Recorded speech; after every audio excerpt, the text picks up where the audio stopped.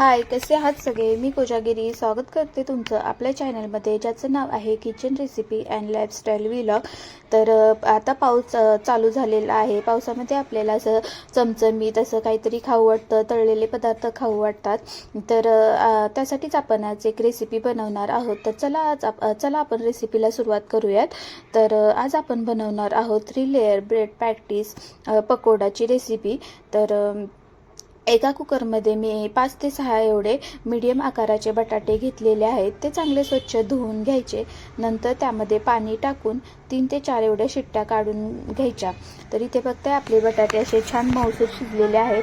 बटाटे शिजून झाले की आपल्याला ग्रीन चटणीची रेसिपी करून घ्यायची आहे. ग्रीन चटणीची रेसिपीसाठी अगोदर आपण थोडी कोथिंबीर, 5 ते 7 एवढ्या लसणाच्या पाकळ्या, एक मीडियम साईजचा कांदा, 1 ते 2 हिरवी मिरची, 1 चमचा जिरे, थोडेसे शेंगदाणे, अर्धा चमचा लिंबाचा रस आणि 1 किंवा 2 असे ब्रेड स्लाइसचे तुकडे घ्यायचे.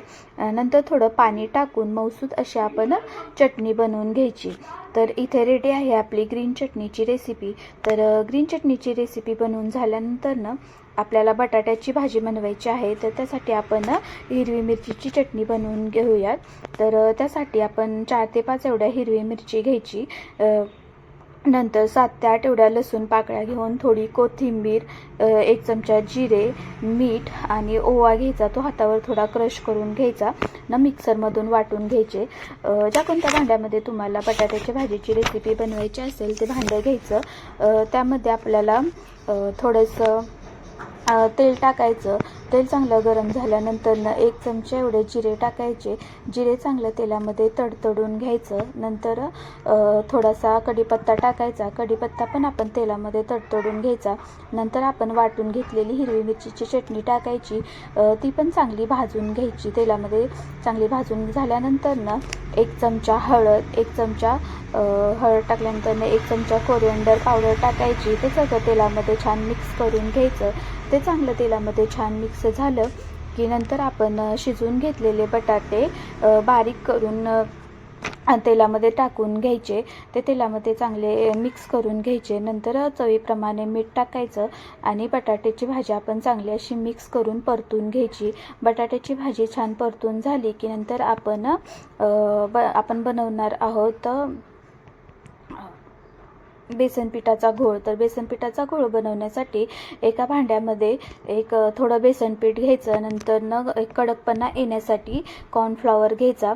त्याच्यामध्ये थोडीशी हळद टाकायची, थोडंसं मीठ टाकायचं आणि थोडंसं लाल तिखट टाकून पाणी टाकून आपण बेसन पिठाचा घोळ बनवून घेऊयात. बेसन पिठाचा घोळ बनवून झाल्यानंतर आता आपल्याला बनवायची आहे पॅटीससाठी लागणारी सुकी चटणी. तर सुकी चटणी बनवण्यासाठी कढईमध्ये तेल टाकायचं. तेल चांगलं कडकडून तापवून घ्यायचं. नंतर आपण व्हिडिओमध्ये दाखवल्याप्रमाणे बेसन पीठ तेलामध्ये सोडून घ्यायचं. ते बेसन पीठ तेलामध्ये सोडून घेतल्यानंतर तेलामध्ये चांगलं तळून घ्यायचं. तळलेले ते बेसन पीठचं आहे ते आपण एका मिक्सरच्या भांड्यामध्ये काढून घेऊयात.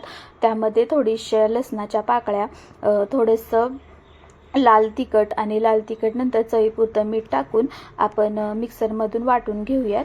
तर आपली सुकी चटणी इथे तयार आहे. सुकी चटणी पण वडापाव वगैरे सोबत खाण्यासाठी छान लागते. तर सुकी चटणी बनवून झाल्यानंतर व्हिडिओमध्ये दाखवल्याप्रमाणे ब्रेडचे स्लाइस करून घ्यायचे. ब्रेडचे स्लाइस करून झाल्यानंतर एका ब्रेडच्या स्लाइसवरती आपण तयार केलेली बटाट्याची भाजी लावून घ्यायची. नंतर दुसरा ब्रेडचा स्लाइस त्याच्यावरती ठेवून द्यायचा. ते ठेवून झाल्यानंतर आपण बनवून घेतलेली सुकी चटणी ती त्याच्यावरती लावून घ्यायची आणि नंतर एक ब्रेडचा स्लाइस त्याच्यावरती लावून घ्यायचा. ते चांगलं असं दाबून घ्यायचं म्हणजे बेसन पिठामध्ये ते सटकणार नाही. ते दाबून घेतल्यानंतर बेसन पिठाच्या घोळामध्ये ते सगळं आपण बुडवून घ्यायचं आणि तेलामध्ये तळून घ्यायचं. तेलामध्ये तळून झाल्यानंतर तर इथे आहे आपलं कुरकुरीत असं चांगलं चमचमीत बनलेलं ब्रेड पॅटीस, तर 3 लेअरचं ब्रेड पॅटीस तयार आहे.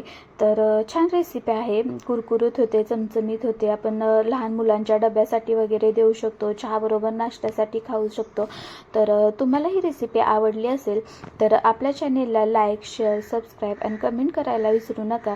आणि अशाच नवीन रेसिपी जर तुम्हाला पाहायच्या असतील तर आपल्या चॅनेलला फॉलो करा.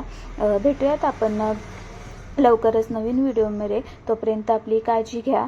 बाय.